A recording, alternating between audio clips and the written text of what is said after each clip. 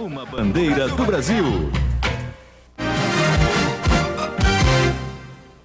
A violência aumenta em Belo Horizonte. Somente no primeiro semestre de 96, a média mensal de assaltos cresceu 21% em relação ao ano passado.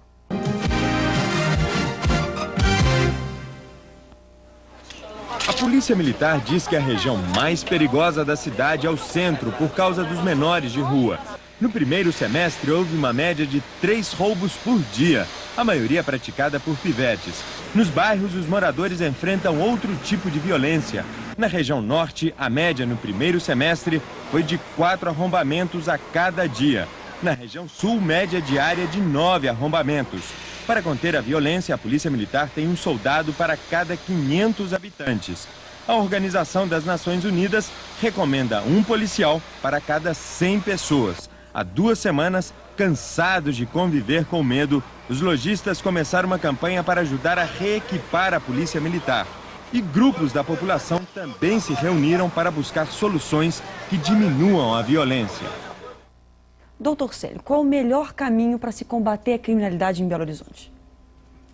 A criminalidade precisa, primeiro, antes de avançar qualquer proposta ou violência, considerar que existem alguns equívocos quando se coloca essa questão. Um primeiro equívoco fundamental é achar que a violência será contida através de medidas de caráter repressivo. Esse equívoco se adiciona a outro, muito comumente colocado, que a violência tem uma relação direta com a pobreza. Não tem. A violência tem uma relação direta com a criminalidade e não com a pobreza. Então vamos fixar algumas diretrizes básicas de uma política ao nível da cidade para garantir a segurança e a tranquilidade pública. Primeiro, há que se combater a impunidade. Não é possível mais conviver com o nível de impunidade que os grandes centros, as grandes metrópoles hoje no Brasil convivem. A impunidade tem que sofrer o rigor da lei. Belo Horizonte é um exemplo muito típico.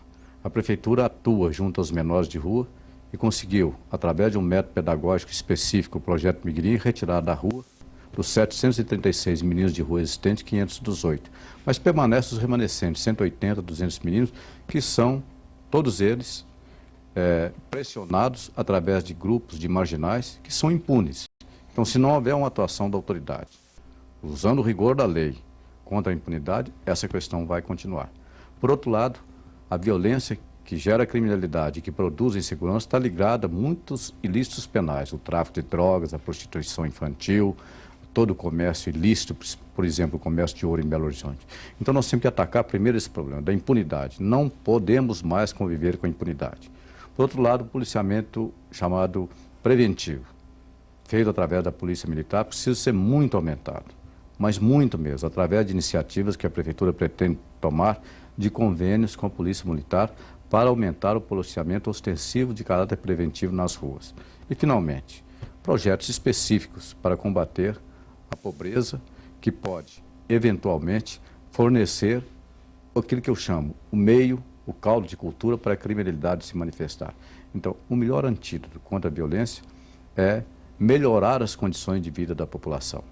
Não que haja uma relação direta, mas essa relação indireta deve ser sustentada através de políticas específicas de desenvolvimento social. Eu tenho um exemplo muito elucidativo de como pode uma política de desenvolvimento social intervir nessa questão da marginalidade. Observem o problema dos catadores de papel em Belo Horizonte. Depois que a intervenção da Prefeitura foi feita através de uma associação dos catadores de papel, a Ampare, esses tidos como os mais marginalizados do mercado informal, foram recuperados, têm hoje a sua cooperativa, o seu sindicato, os seus locais de trabalho e vou mais. Sem a ativa atuação e efetiva atuação dos catadores de papel, o sistema de coleta de lixo em Belo Horizonte entraria em colapso. Então são medidas de ordem específica que articuladas podem garantir uma segurança que, para nossa felicidade, Belo Horizonte ainda tem limites razoáveis de tolerabilidade. Não enfrenta problemas da magnitude que outras capitais do nosso país enfrentam. Doutor Célio, qual a sua opinião sobre a criação de uma guarda municipal? Eu fiz estudos preliminares para posteriormente colocar essa questão em discussão e verifiquei que a Prefeitura Municipal de Belo Horizonte não tem recursos suficientes para estruturar e manter uma guarda municipal. E, por outro lado, adicione-se o fato que a Polícia Militar do Estado de Minas Gerais é uma polícia considerada a melhor polícia militar do país e que tem uma experiência no setor. Nós então optamos, na nossa proposta de governo, pelo aumento e implementação dos convênios com a Polícia Militar para garantir um policiamento preventivo de maior valia, que significa exatamente dar segurança ao cidadão nos logradouros públicos e nos seus domicílios para evitar o que tem acontecido hoje em Belo Horizonte, que já manifesta um aumento da violência e da insegurança urbana que pode e deve ser combatido. O senhor falou em menores, disse que a prefeitura teria conseguido retirar das ruas a maioria deles. Mas os menores infratores ainda assustam. Ficam nas ruas cheirando cola, assaltando, até envolvidos em tráfico de drogas. Não falta um centro para se punir esses menores infratores, como está previsto no Estatuto da Criança e do Adolescente? Sim, a prefeitura tem feito todos os esforços para dar cumprimento a essa determinação do Estatuto da Criança e do Adolescente. É uma atribuição específica por lei do governo do Estado. Mas, infelizmente, não pôde ainda ser realizado, através do governo do Estado, esse centro de recuperação dos menores infratores. E mais do que isso, recentemente, repetindo um gesto que eu fiz anteriormente, o prefeito de Belo Horizonte procurou o secretário de Segurança Pública do Estado de Minas Gerais e forneceu-lhe todos os nomes dos maiores infratores que lideram quadrilhas de menores em Belo Horizonte, pedindo providências. Nós estamos aguardando que providências legais sejam tomadas exatamente dentro daquela linha que eu coloquei ali. Aqui, não é possível conviver com a impunidade. Então, os menores infratores têm que ser recolhidos a centros de recuperação e os maiores infratores têm que sofrer o rigor da lei para que a impunidade não continue campeando. Na verdade, essas medidas não são de responsabilidade do governo municipal, mas nós teremos todo empenho para, junto ao governo estadual, ajudar na consecução desses objetivos. Doutor Célio, mudando um pouco, saindo da segurança, quais as mudanças que o senhor vai fazer na estrutura administrativa do secretariado da Prefeitura?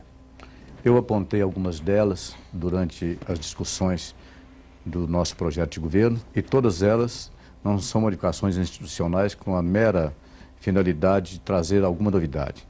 Todas elas estão dirigidas para os programas específicos apresentados. Por exemplo, o programa de desenvolvimento que eu já me referi aqui, desenvolvimento autônomo e integrado da região metropolitana de Belo Horizonte, comporta modificações institucionais. A atual Secretaria Municipal de Indústria e Comércio será transformada com amplitude muito maior em Secretaria Municipal de Desenvolvimento Econômico. Será criado, junto ao gabinete do prefeito, o Conselho Municipal de Desenvolvimento Econômico. Conselho este em que terão assento todos os representantes dos segmentos produtivos da nossa capital. A atual Secretaria de Assuntos Extraordinários, que tem um caráter temporário e termina na atual gestão, ela será revitalizada, recebendo o nome de Secretaria de Assuntos Internacionais, dado que um dos pontos do nosso projeto é a chamada internacionalização da capital mineira. Finalmente, nós estamos com a ideia, o projeto de construir em nossa cidade, através da legislação específica, o Conselho Municipal de Turismo, para também implementar aquelas atividades relacionadas com um outro projeto, BH, Capital Nacional da Cultura e do Lazer. E, finalmente, um exemplo de participação popular, além dos já existentes, o orçamento participativo, os conselhos, chamados vários conselhos municipais.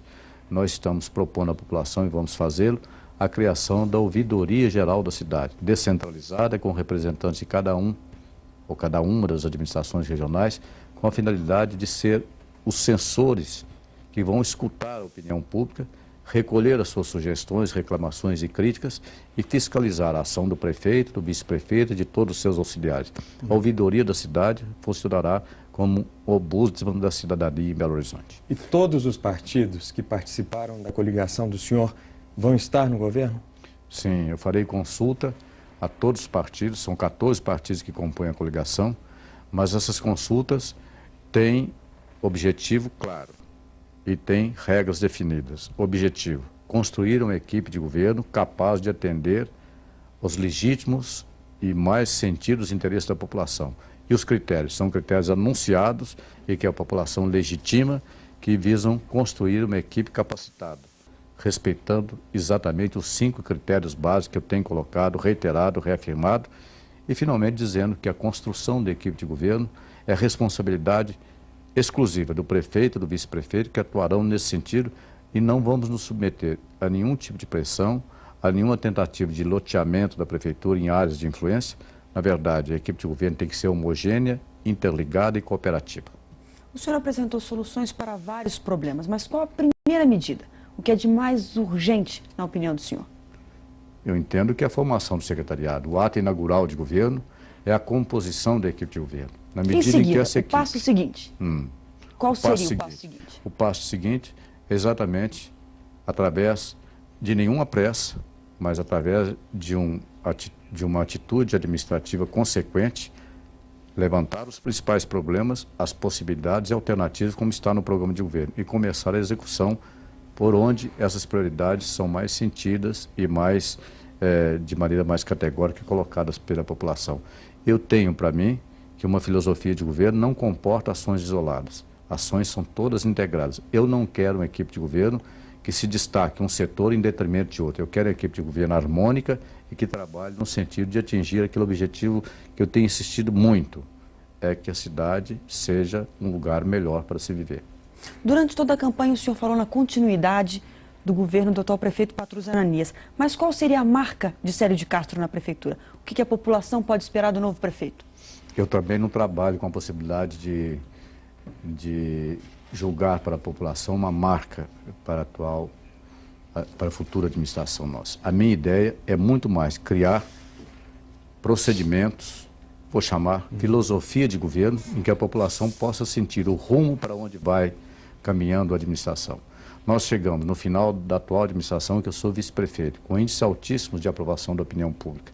E se perguntar à população de Belo Horizonte qual a marca, ela não vai conseguir definir, mas ela sabe qual o rumo. Então, em vez da marca, eu vou buscar o rumo.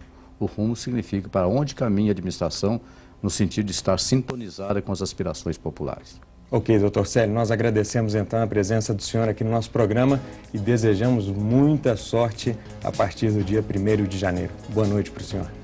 Uma boa noite, bom trabalho e uma boa noite para você. Muito obrigado e boa noite.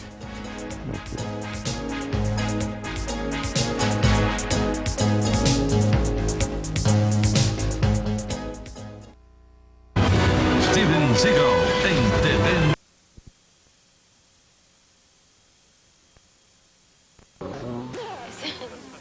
Have you ever gotten used to the fact that your daughter's an internationally known opera star? No.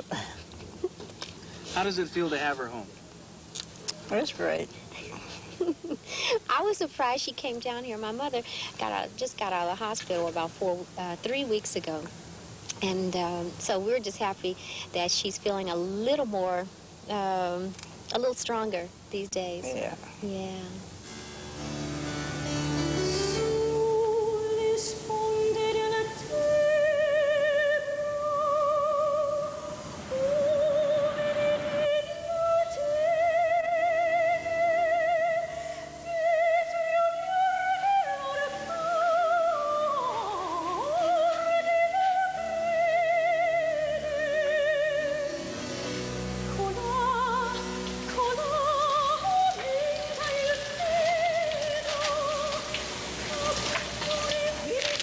Kathleen Battle, soprano superstar, comes home. It's a big event. Mm-hmm. We're here.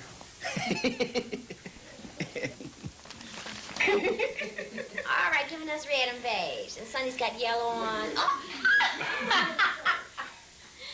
Happy Easter. Uh-oh! Young Hills Ripley. Let me go. You'd have a crowd on Easter. And where we sit, it might be filled up. But today is Easter, so I like to get there on time today. The sermon last time was, it's your choice. And he said, it's your choice. If you come late to church, it's your choice. It's your choice whether you come to church at all. And I was back to saying amen, amen. And then he said, it's your choice if you come in late. I thought you'd gone there to get ready to go to church. Oh, you probably do put on a jacket and that skirt you got on and some shoes.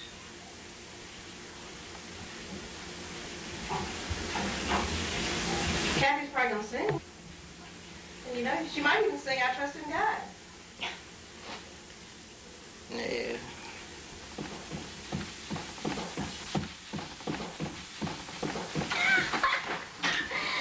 So, you know, I gotta go. That chicken smells good. You sure? Okay.